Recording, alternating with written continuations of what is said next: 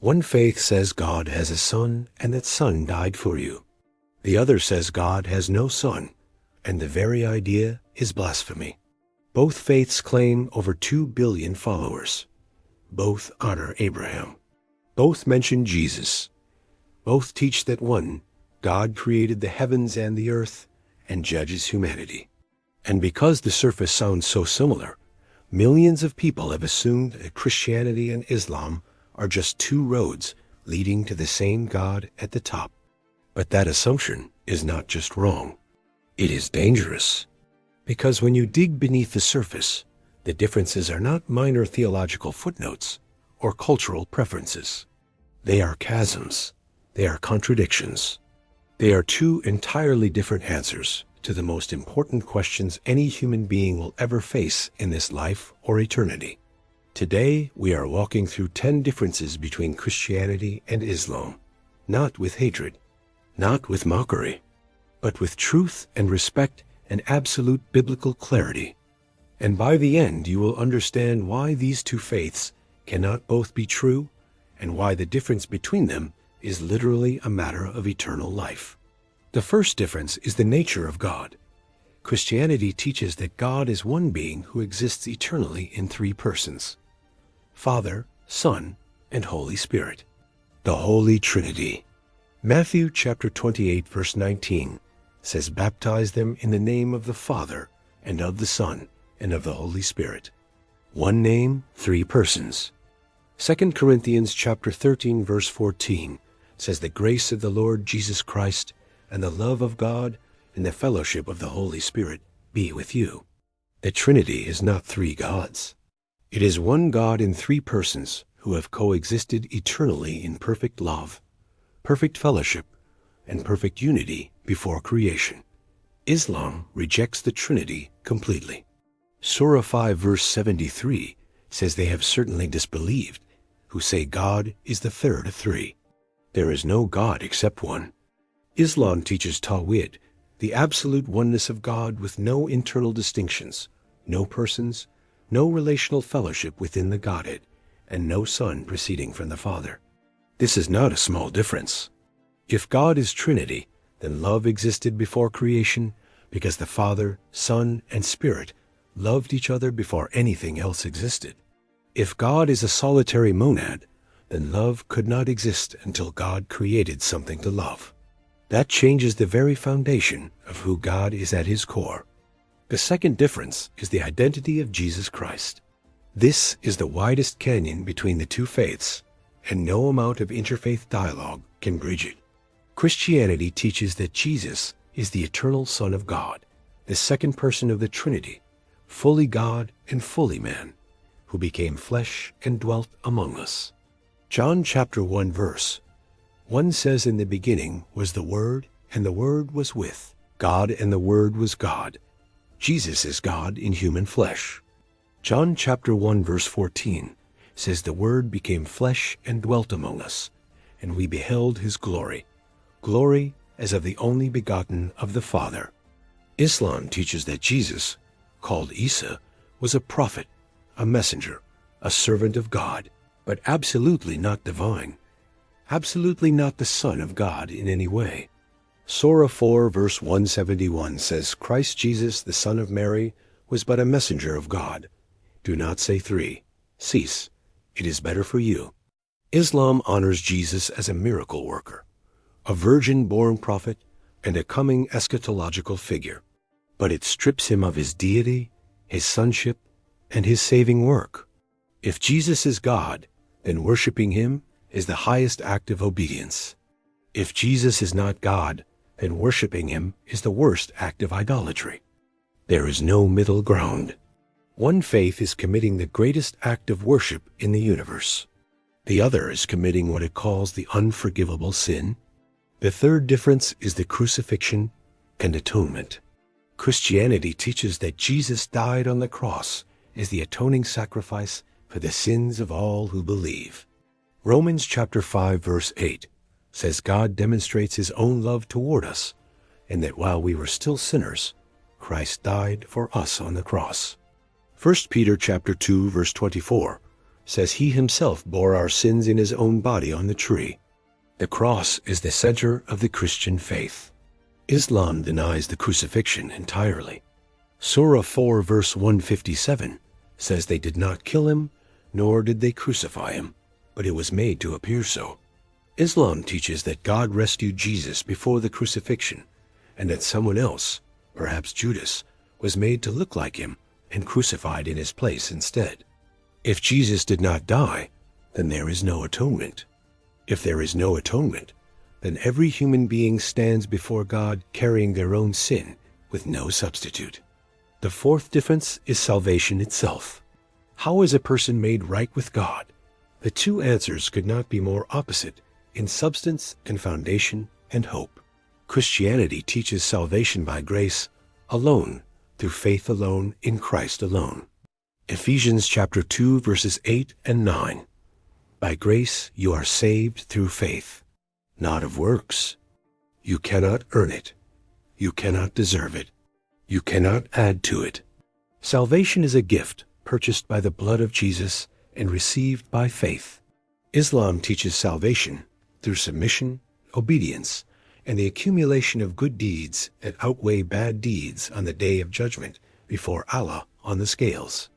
Surah 23 verses 102 and 103 says those whose scales are heavy with good deeds will be successful. Those whose scales are light will lose. In Christianity, you are saved by what Jesus did for you. In Islam, you are saved by what you do for God. That is the most fundamental difference imaginable. The fifth difference is the concept of sin and the fall. Christianity teaches that all human beings are born with a sin nature inherited from Adam after the fall. Romans chapter 5 verse 12 says, through one man's sin entered the world, and death through sin. And so death spread to all men, because all sinned in Adam. Romans chapter 3 verse 23 says all have sinned and fall short of the glory of God. Every person is born spiritually dead and in need of redemption. Islam does not teach original sin. It teaches that every child is born in a state of natural purity called fitra. Sin is not inherited. It is only committed. In Christianity, the problem is so deep that only God can fix it. In Islam, the problem is manageable enough that human effort can balance the scales alone. If sin is only behavioral, then a moral teacher is sufficient. If sin is a nature, a disease in the blood of humanity, then only a Savior will do. The sixth difference is the Holy Spirit. Christianity teaches that the Holy Spirit is the third person of the Trinity, fully God, who indwells every born-again believer. John chapter 14 verse 16 says, I will ask the Father, and he will give you another helper, that he may abide with you forever, the Spirit of truth. Acts chapter 1 verse 8 says, you shall receive power when the Holy Spirit has come upon you. The Spirit is a person, a presence, a power within. Islam identifies the Holy Spirit primarily as the angel Gabriel. The Quran does not present the Spirit as a divine person who indwells believers or grants supernatural power. In Christianity, the Holy Spirit lives inside you, transforms you from within, seals you for eternity, and empowers you for ministry. In Islam, that concept does not exist. The seventh difference is the authority and integrity of Scripture. Christianity teaches that the Bible is the inspired, inerrant, and complete Word of God given through the Holy Spirit. 2 Timothy chapter 3 verse 16 says all Scripture is given by inspiration of God and is profitable for doctrine, reproof, correction, and instruction in righteous living. Islam teaches that the original Torah, Psalms, and Gospel were from God, but that Jews and Christians corrupted the texts over time, and only the Quran remains pure. This claim of corruption is called Tarif. It allows Islam to dismiss any biblical passage that contradicts the Quran by claiming the original text was changed by men. But the manuscript evidence for the Bible is overwhelming. The Dead Sea Scrolls confirm that the Old Testament text was preserved with astonishing accuracy across more than 1,000 years. The eighth difference is the concept of God's love. Christianity teaches that God is love. Not just that he acts lovingly, but that love is his very nature. 1 John chapter 4 verse 8 says, "He who does not love does not know God, for God is love." Love defines his essence and drives every action. John chapter 3 verse 16 says, "God so loved the world that he gave his only begotten Son." God's love is sacrificial, unconditional, and offered to every human being. Islam teaches that Allah loves those who are righteous and obedient. Surah 3 verse 32 says Allah does not love the disbelievers. His love is conditional and earned. In Christianity, God loved you while you were still his enemy. Romans chapter 5 verse 10. While we were enemies, we were reconciled to God through the death of his Son. In Islam, God's love must be earned through submission and obedience. In Christianity, God's love is the reason you are able to submit and obey. Love comes first. The ninth difference is the role of the law. Christianity teaches that the law reveals sin, but cannot save you from sin. Only grace through Christ can do that. Romans chapter 3 verse 20 says, "By the deeds of the law, no flesh shall be justified in his sight." The law diagnoses the disease. Grace provides the cure. Galatians chapter 3 verse 24 says the law was our tutor to bring us to Christ, that we might be justified by faith and live in freedom. Islam teaches that Sharia, the divine law, is the path to God. Obedience to the law is not a tutor pointing to grace. It is the means of salvation. In Christianity, you obey because you are already saved.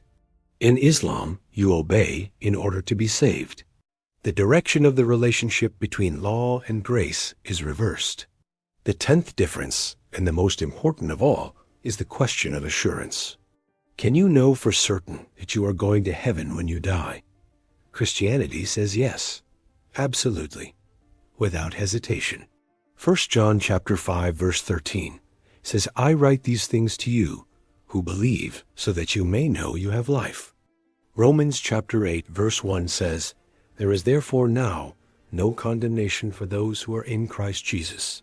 No condemnation, not reduced condemnation, no condemnation at all. Romans chapter 8 verse 38 and 39 says nothing at all. Creation can separate us from the love of God in Christ Jesus our Lord forever. In Islam, there is no assurance of salvation. Even the most devout Muslim cannot know with certainty whether Allah will accept them on the day of judgment at all. Surah 46 verse 9 records Muhammad saying, "I do not know what will be done with me or with you." If the Prophet had no assurance, who does? The only exception in Islamic teaching is martyrdom. The only guaranteed path to paradise is dying in jihad. Every other Muslim must wait and hope and never truly know. In Christianity, you do not hope you are saved. You know you are saved, because salvation does not depend on your performance. It depends on the finished work of Christ. These are not 10 minor disagreements. These are 10 foundational contradictions that make it absolutely impossible for both faiths to be true at the same time forever. Either God has a son or he does not.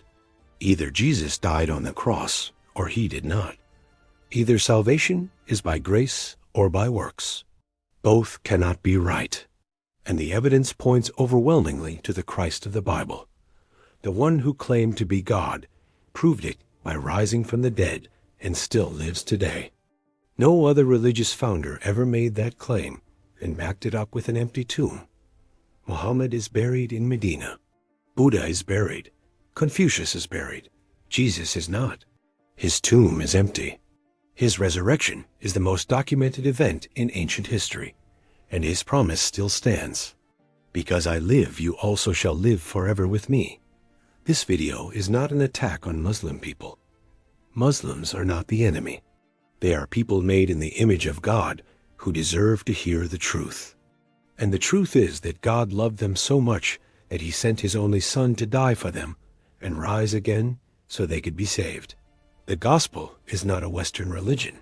It is a global rescue mission launched from heaven for every tribe, every tongue, every nation, and every soul, including theirs. Jesus said, I am the way, the truth, and the life, and no one comes to the Father except through me. That is John 14, verse 6 forever.